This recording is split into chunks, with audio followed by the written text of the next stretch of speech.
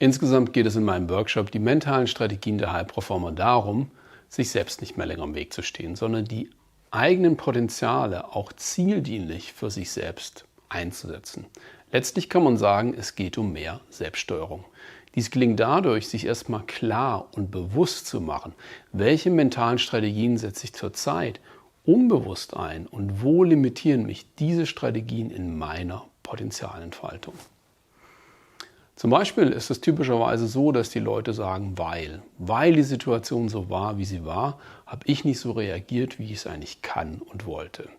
Typische Sätze sind da, weil meine Mitarbeiter mich kritisiert haben, bin ich ausfällig geworden. Weil es ein sehr wichtiges Turnier war, bin ich nervös geworden.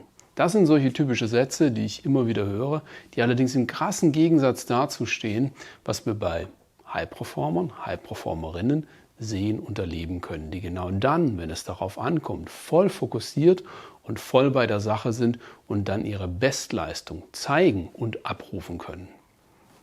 Und das trifft natürlich sowohl auf einzelne Personen und noch mehr auf Teams zu, wo sich die richtigen mentalen Strategien in der Art zusammentun, dass starke Synergien entstehen können. Die Frage ist daher, wie rastet genau in so wichtigen Momenten ein Muster in mir ein, dass ich alles andere beiseite schieben kann und ich nur noch bei meiner Leistung bin. Und das ist wiederum etwas, was man trainieren, das ist etwas, was ich jemandem beibringen kann.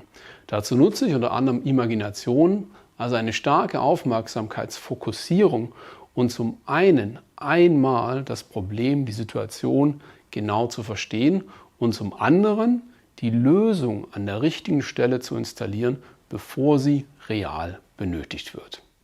Im Englischen würde man sagen, to create positive memories of the future.